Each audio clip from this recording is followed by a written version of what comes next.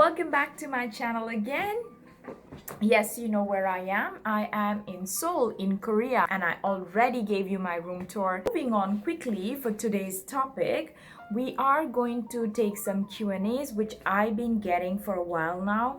I've been getting some questions from all you lovely people. Thank you so much for sending in those questions. That just shows that my videos are helping some of you, and I'm really glad about it. I was just waiting for some time so I get enough questions to make this video. So here I am today at your service. So without a further ado, let's get started with today's questions.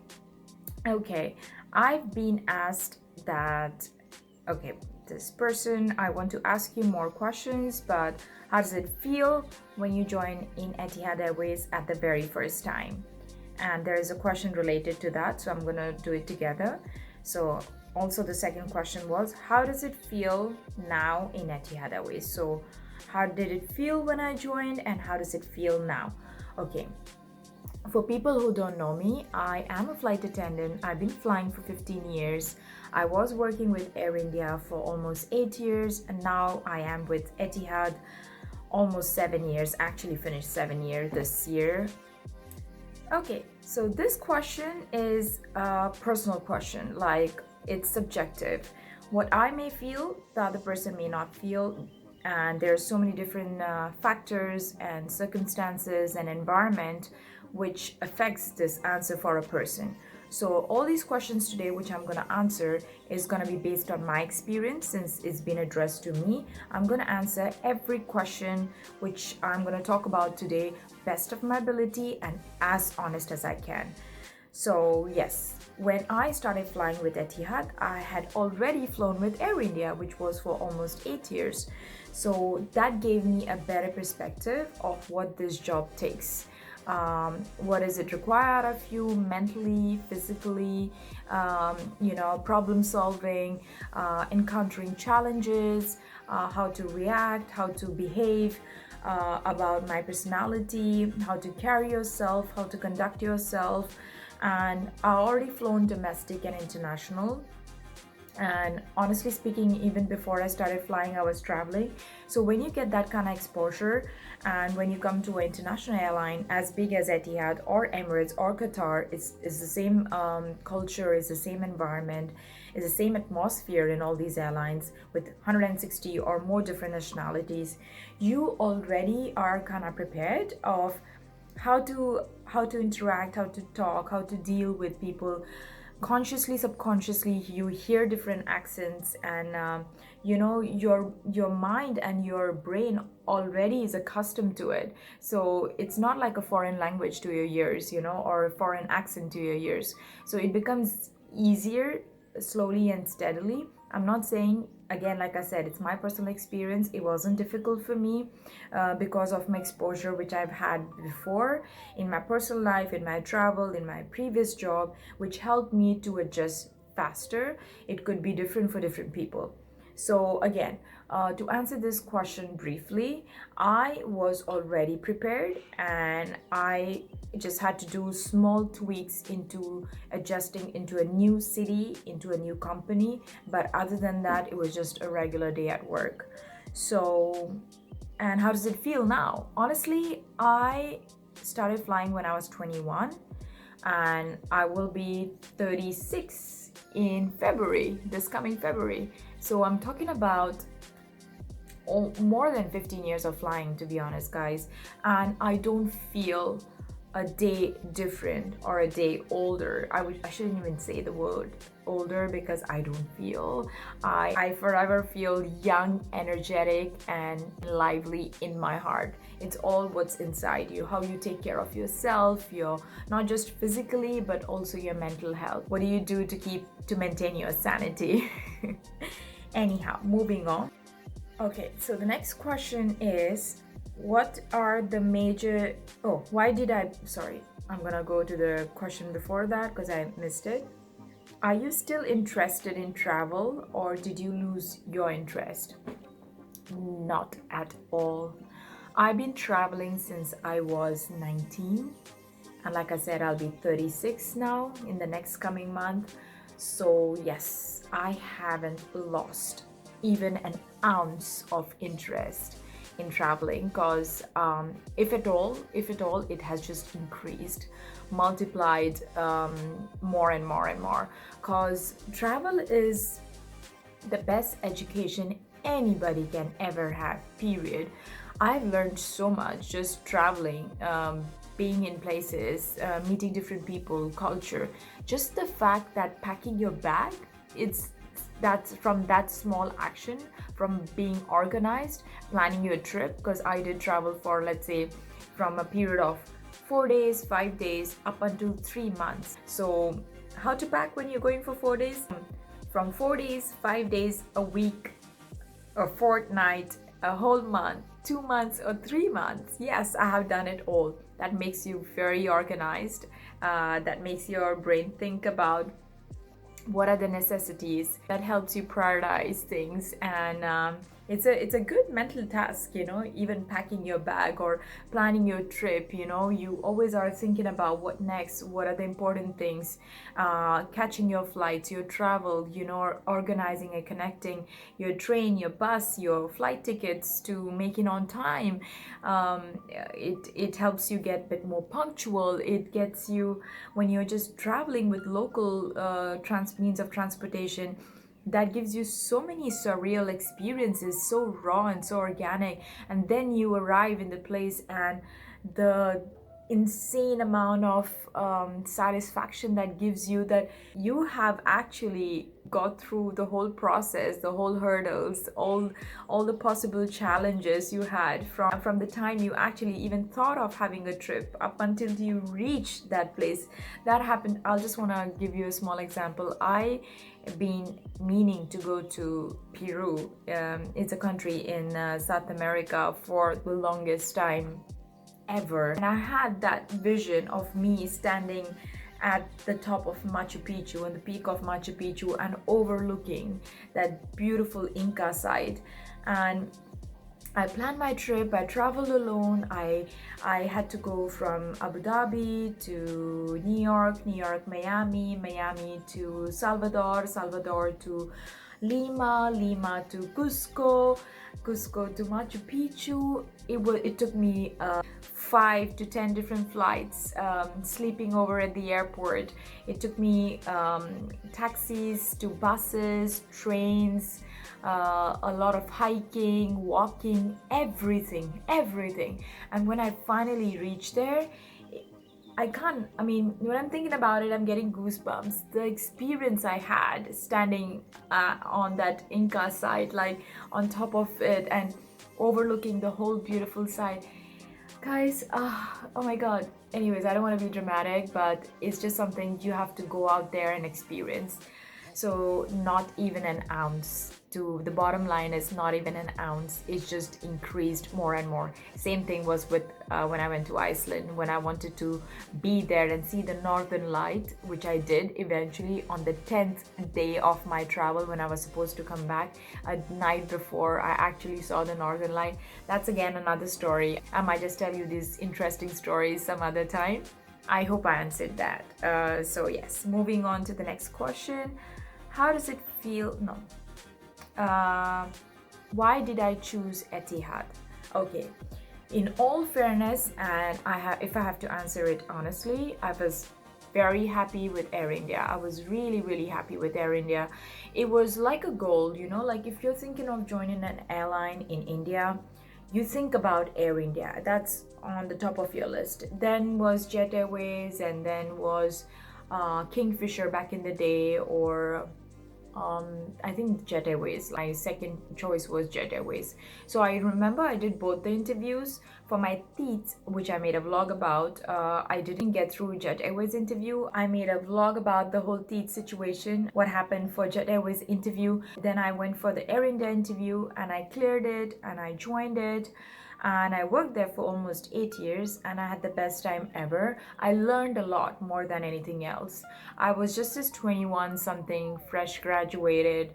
Well, I always considered myself smart. But there is always so much more to learn, and I learned a lot in Air India. So it has contributed a lot to the kind of person I am professionally. Yes. So yeah, after Air India, I wanted to go to Emirates because my sister, she was working with Jet Airways and she already left India to go to Dubai and work for Emirates. So by the time I decided that I want to make a move, like I want to change my airline, I already knew what Emirates is all about through my sister. But Emirates during that time, they were only hiring Bengali speakers. So if you were an Indian, you need to know Bengali, and I didn't. And I remember even going to this one of the institutes and telling them, could you enroll me, could you teach me Bengali? And they were like, oh yeah, you have to take some private classes for Bengali and a lot of things, which again I don't want to get into, but I was so willing to go and learn the language because I wanted to apply for Emirates, but I didn't even get a chance for an interview. So I just gave up on the thought. My sister recommended me to go Etihad, and I looked up for Etihad. First time I went there, I didn't even go for the interview because I had a change of heart. I went to Dubai and was supposed to go to Abu Dhabi for the interview, and I told my sister I don't want to do it. And I came back, and it so happened that Etihad came to Mumbai. So I was like, the opportunity is now knocking on my door. It's there in my backyard. I need to at least go and give it a shot, you know? So yeah, I went for the interviews in Mumbai in September 2013. And yeah, that's how I finally zeroed down on Etihad Airways. But honestly speaking, I made the best choice when I joined Etihad Airways because my growth in Etihad Airways has been tremendous. It's such an amazing company. I can just keep going on and on and on about why I like Etihad Airways, why I like to live in Abu Dhabi, and why I like everything over here. But again, moving on to the next question.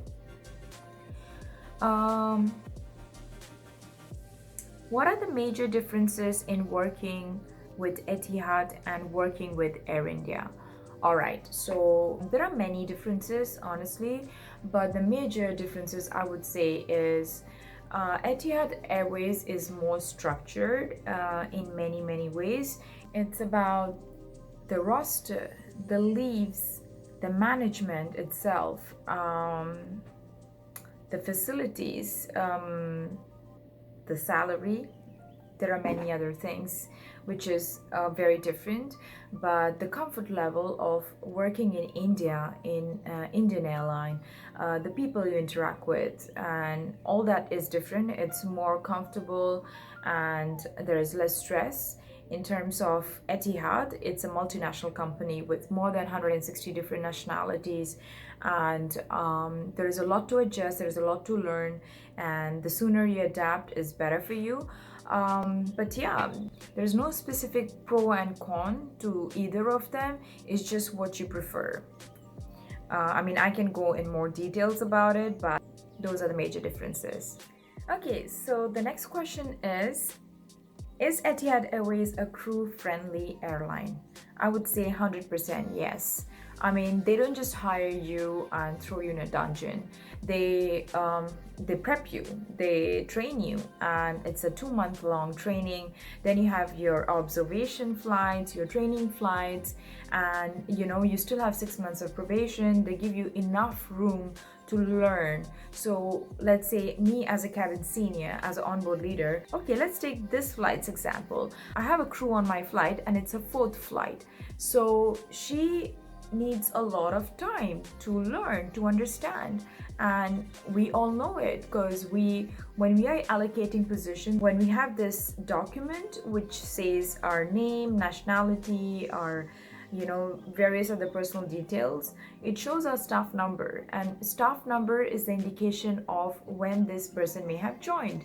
So we also discuss it in the briefing that how many flights have you done before, and they speak up about these things in the briefing. So we are mentally prepared as an onboard leader, as a supervisor. I'm aware that what to expect out of her. I'm not going to expect her to go and start doing things like bam bam bam. I know she needs a lot of support, a lot of care, a lot of guiding, a lot of coaching, and a lot of patience, of course. So I've seen people are very understanding over here. Most of them, I can say from my own experience, I have had a very smooth transition from the time I joined up until I was very comfortable with the whole work environment and the whole work culture in Etihad Airways. So yes, I would definitely say that Etihad Airways is very crew friendly. Okay, so the next question is, did I have any problem when I was working with Etihad Airways? I don't know if it's closely related to what the person was trying to ask me, is like, did you get affected by any kind of medical problems due to the crazy roster? And my answer is no. I always have had enough rest between my flights. The way my leaves are, the offs are. We have provisions for requesting days off every single month. Let's say if I do a hectic flight or a longer flight, I always have 1 or 2 days off in between, even longer, like 3 days or 4 days in between before I have my next flight. So in 7 years, honestly, I can never attribute my roster towards me being sick or fatigue or having any issues, to be very fair. And there is this question again related to this. I know it's very difficult to maintain your health being a cabin crew. How do you manage? To be honest, that's the key. It's all about maintaining yourself, your health, your routine, your sleeping patterns, your eating patterns. All of these things contribute towards you being fit for the flight or you being mentally and physically ready to take on a duty. So it's all in your hands. Do you work out? Do you eat healthy? Do you have good habits? And how do you rest before your flight? Honestly speaking, it's also not just before your flight. How have you been living your life in Etihad, away from your home, in a different country? How do you sleep? What is your routine? What kind of food do you eat? How much do you eat? Do you have any hobbies? Do you do any workout? Do you have any physical activity? You should also have a very healthy social circle. So you need to be interacting with other people, doing the things that you like, which brings you happiness, So it's not all about I need to be fit for my work only. It's all about having a perfect balance, your mental, physical, your social, your work and life balance. So yeah, I know this Q&A is getting very long, but if I have to answer that very shortly is, I do take care of my health, what I eat, how I sleep, how I spend my time, how much I work out, and many other things which helps me to keep mentally and physically fit. So yes, there are many more questions, but I cannot make this video any longer. It's already a very long video because I didn't want to break it into different parts and then you have trouble finding the second part and third part. Anyhow, so I could actually talk more on every topic. Maybe in the future I'll make videos on every specific topic. I have more questions which have been asked about salary, accommodation, comparing different airlines and other things. I would in future make more videos separately on every question so I can give you all the details in there. But for today, this is all I have for you, and write down any more questions you have, any feedback, any comments. I would love to hear from you like always, and thank you so much for watching. Until next time.